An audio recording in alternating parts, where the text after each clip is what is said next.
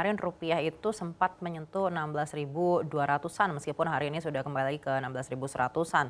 Dan di tengah kurs rupiah yang masih dalam tren melemah ini, apakah Anda melihat ada kemungkinan Bank Indonesia di pekan ini justru akan menaikkan suku bunga acuan? Iya, kita melihat yang terjadi pelemahan ini kan kalau dari tanggal 5 April juga masih sekitar 2,1% gitu ya. Dan tadi saya sempat ngintip sedikit gitu. Kalau di pasar Asia pun kita bukan yang paling buruk pelemahannya gitu. Yang paling buruk tuh ada di Jepang, bahkan Baht Thailand itu depresiasinya lebih tinggi dari kita. Nah, itu kalau dilihat di 5 April. Tapi kalau dari minggu kemarin, per tanggal 22, kita itu yang mengalami penguatan ranking nomor 4 di Asia. Jadi kalau dari situ sih, sebetulnya ketika fundamental emerge itu saya melihat kemarin kita di 16.2, bahkan sekarang di 16.1 ini mata uang kita itu adalah under value. Kalau theoretical-nya kita hitung pakai interest rate parity gitu ya, terhadap US dollar, kita ngitung mestinya kita di 15.8 atau 15.9 gitu ya. Jadi sekarang under value itu satu. Yang kedua, kita punya pandangan mestinya BI punya banyak instrumen saat ini gitu ya. Selain menggunakan jurus menaikkan suku bunga BI atau BI rate gitu ya, benchmark rate. BI bisa melakukan intervensi karena seperti saya sampaikan sebelumnya, cadangan devisa kita itu highest ever gitu ya. BI bisa masuk ke pasar obligasi gitu ya, dan instrumen-instrumen makroprudensial lain baurannya yang bisa diterapkan oleh BI.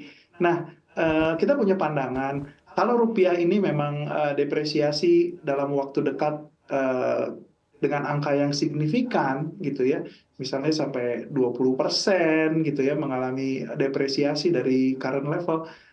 Mungkin monetary policy yang digunakan mungkin menaikkan suku bunga. Tapi kalau misalnya di kisaran di bawah 3%, kita ngelihat itu hal yang wajar saja. Kalau dalam 5 tahun terakhir pun rupiah selalu mengalami depresiasi terhadap US dollar secara gradual ya di angka 2-3% ya.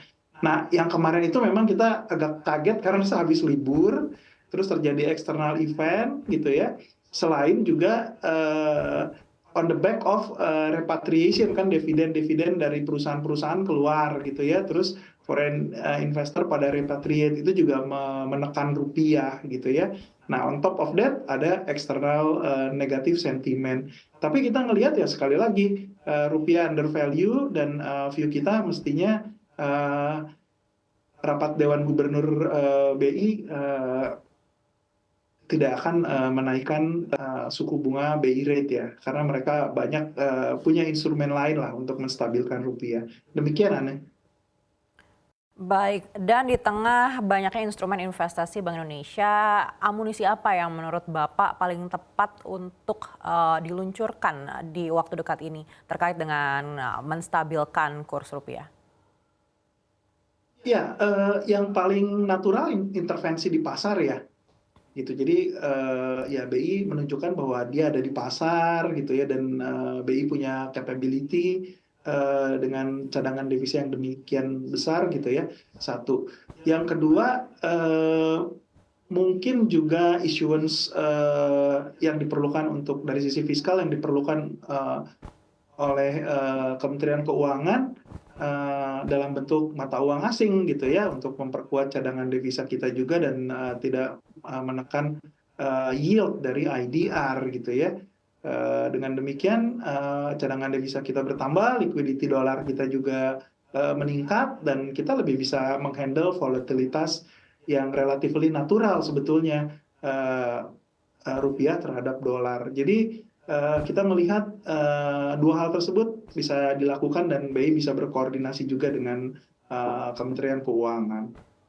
Demikian, Ani. Baik, Pak Awan, kalau memang ekspektasinya mundur pemangkasan suku bunga The Fed ini baru akan terjadi di penghujung 2024, lalu kapan waktu yang tepat bagi Bank Indonesia juga melakukan pemangkasan suku bunga?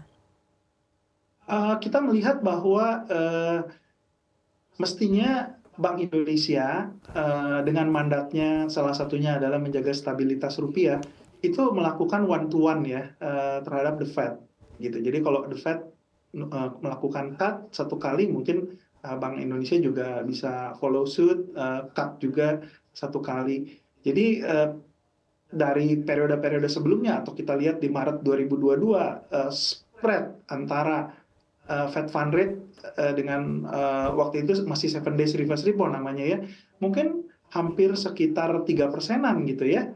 Tapi seiring dengan menguatnya makro kita gitu, hari ini kan tinggal 50 basis. Nah ini harus dijaga sih gitu. Jadi jangan sampai kita lebih rendah lagi gitu ya, 25 basis, apalagi sampai par dengan the Fed.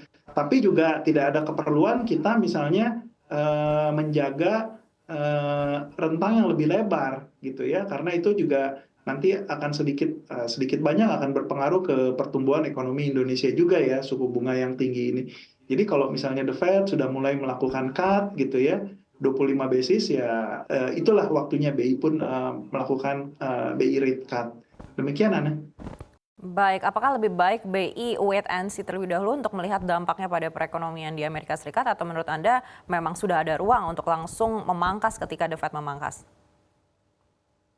Iya, sebaiknya memang demikian ya. Jadi karena BI sudah melakukan preemptif menaikkan suku bunga sehingga selisih kita ke 6% ya, sehingga selisih kita 50 bips.